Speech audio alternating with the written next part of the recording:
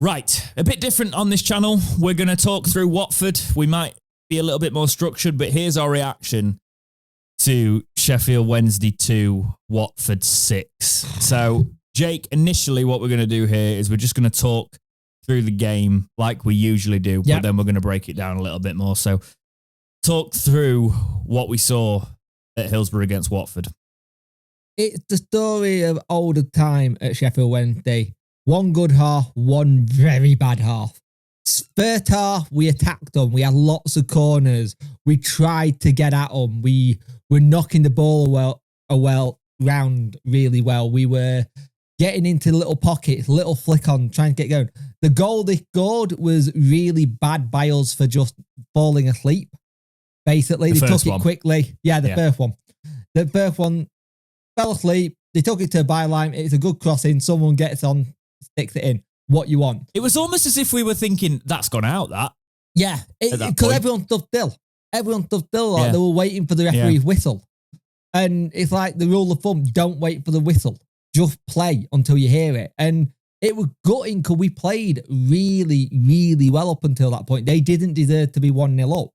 And I will say, even at that point, you think, okay, we can get back into this. We've got back from things behind. And we seem to go along that lines with Michael Smith, obviously, which... Really good crossing by Johnson again. Cross comes in, really good by Johnson. And the thing that I liked about it was the fact that he kind of mishit it, but he didn't have much power on it because the goalkeeper's already going the other side. And really good goal, you get back in it. I will say the referee was... I don't want to... Up and down. He was not inconsistent. 1 minute he'd give a card for a yellow to them, but if we did something similar, didn't do the same, or if there's a foul that was similar, there was a foul to them but not to us. There was a couple of times in the first half where Johnson was getting pulled around left, right, and centre and didn't get anything. And the thing is, that kind of thing annoys me when that happens. You're thinking at the first half, you're going into that period of hard time going, we have played really well. Get another half. Because if you look at how it starts as well, Wednesday. So if we actually break it down a little bit more to how the game started, would you say Wednesday were on top? We were the better side. Yeah, maybe for the first half, generally until the goal, obviously. But even after that, I feel like we picked up. We got back on it, and we were more of the same again. And you're thinking, right, at half time, it's got to be more of the same. Keep it up, keep going. For some reason, when our team hears that, they get complacent. So that's where I wanted to talk about it next, really. Where did it go wrong? And for me, it's screaming. I don't think Danny Rule went in at half time, right? And went, just concede 5. No. That's fine. That's obviously not what he did. But do you think it's more of a conversation that happened where the team felt like... Because if you're a player and you go in, that after that half, you think, we're well in this. We just need to do what we're doing and it'll come in the second half, or maybe ramp it up a little bit in the second half. Do you feel like maybe something like that occurred and then the complacency kicks in? Or what are we feeling with that? I feel like Daniel said, do more of the same, but try and get a bit more forward so we can push on. And they just came out the traps a little bit faster than us. It's like we were still quite asleep. And we do have this in second halves when we've had a really good first half. We either have a first half where we're asleep and then we wake up in the second half, or we have a first half where we're really good and second half we're just complacent. You look at the pen they get, it's a pen. His arm's in an unnatural position. He's going out, he's trying to stop it. I don't kind of get it. I've got no arguments on the pens that we got given, because if that happened to say wind after the other way, what I offered doing, we're screaming for one the other end. Like, we're screaming for it because it's soft, because he leans on him a little bit, but you're still calling for it. That's the second one though, isn't it? Wasn't it a handball first? It was a handball first, yeah. That's what I was saying with Deshaun. Because that's the thing. That's the thing to mention in this game. There was 2 penalties. So Wednesday haven't had a penalty since the playoff, apart from the penalty shootout, obviously, which just comes with the Carabao Cup. When you think about actually in-game penalties, Wednesday haven't had one since the playoff semi-finals. It's kind of ironic that this happened at our place when we haven't had a penalty all season. Yeah. It's 2 seasons now, isn't it? Yeah, 2 seasons. Yeah, 2 seasons. Yeah. Yeah. Which is and the thing is, crazy. If you look at the Iorfa one, Iorfa trying to track back because we pushed everyone forward to try and make something. And I think that's where the collapse happened. Danny very much have got that attacking mindset. We just keep going and we try and attack to get something. And I think there's a part of me that everyone knows that I like Danny and I like his style of football. I think it works. But there's a part of me when things like that happen, I just want a defensive idea to say, how about we sit some back and let some go forward? Because we always try and bomb everyone forward. And then it opens up gaps.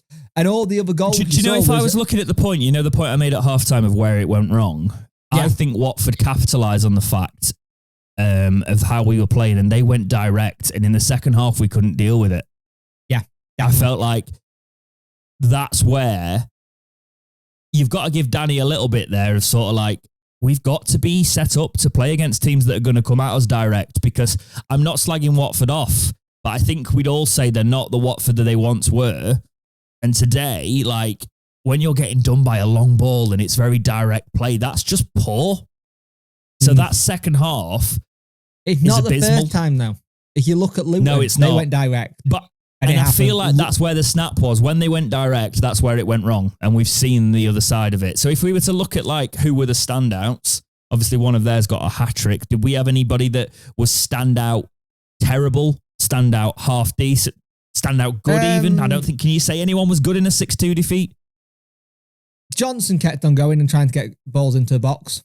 He kept on trying to make things work and stuff.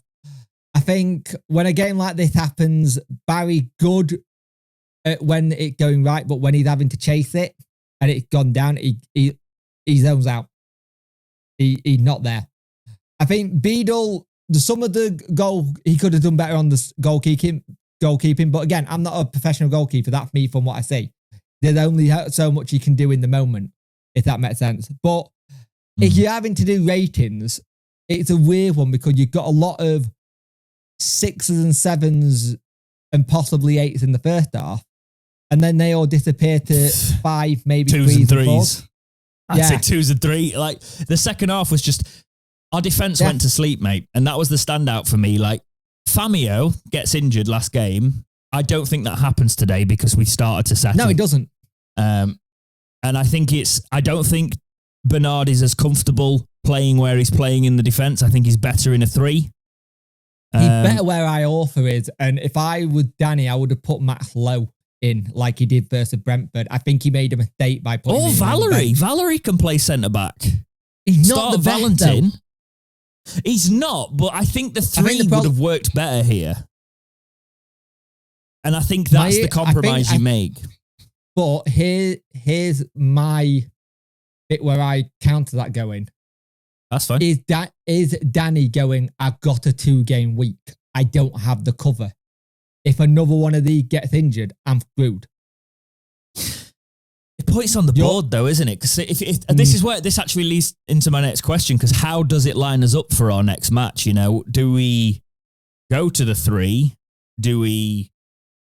We've got a midweek game and then we've got a derby at the weekend. Where does this set us up? How do you think we attack our next game?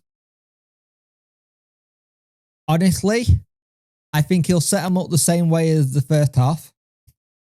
But if we go down, he needs to have a plan B. He needs to go not ultra defensive, but go how we do away from home. Because when we're away from home recently, we've been really good at being able to be quite defensively solid. And I know that had been with an Akin, but there have been games where Akin's been dropped just to give him a rest. But Watford's away record was pretty poor coming into this as well, which makes it even worse, poor. Jake. Yeah, but the thing is, we all saw this coming though. Come on. How many of us saw they had a poor away record and went, well, that's their win? I don't know, though, because if you look at obviously the Portsmouth result, we've shown we can come back from things, and I didn't see the capitulation coming today. We obviously face Norwich next, and then we've got United. It's the most awkward time to have a result like this. And to be honest, I hate to use the word, Jake, but it's embarrassing. Those players should be embarrassed what they've done today. The thing is, this isn't the first time we've seen this from a Danny Röhl side, though, where he's gone ultra attacking and then we've been battered. You think of Huddersfield, you think of those kind of games. He needs to be smarter then, because in the second half, you can't get done by the direct. Yeah. I'm not having a pop at Danny here, but I'm like, again, as a learning manager, in the second half, if a team's coming at you direct, we know how to deal with direct teams. Case in point, think Millwall last year when we changed the side up. Today, it's almost as if we went, we'll just keep doing what we're doing. And yes, I'll be honest, the penalties just killed momentum. But after that, they got their goals from direct play. Apart from long balls over the defence, it's not ideal. It's not something that should be happening. Here's the thing. We either go ahead and then concede, or we have to concede before we get going. Apart from Plymouth, we've not had a game where we're able to keep it going. Like, if you look at the last, Coventry had to come from behind. Pompey had to come from behind. There's a habit getting in there. There's a habit of having to be the team that concedes first before we show up. Before we talk more about the Watford game, and check out the full podcast if you are watching this as a clip, the podcast will be out tomorrow when you are seeing this. Before we talk more about the Watford and break things down a little bit more, the last question I've got, Jake, is, was the result deserved? If you look at the whole picture, because in the first half, you'd think no. You'd think, we don't deserve to be even level at that point. But on the whole of it, can you really say that you can't deserve a 6-2 battering? Because in my opinion, I'll give mine first, it was of course deserved. You can't have a shambolic defence like that and not say it was a deserved result. It's a difficult one because, again, this is the problem when you have two different halves of football. If you're looking at the whole game, no. For 90 minutes, no. Because in that first half, we were good. But that second half, we collapsed. So if you're only looking at 45 minutes of football, we 100% deserve it. And that's do you know what I mean? It's difficult to say. I think the point I want to leave that on for this part anyway is, I personally think you can't have a half like that. Watford took the chances. Watford took the chances, and that's what we didn't do. Yeah. And if you're going on chances, they took the chances, 100% they deserve it. And again, that's something what we are struggling with. I don't think that was necessarily our problem today, though. But yeah, let us know what you think on the whole game and the embarrassment, air quotes, in the comments below.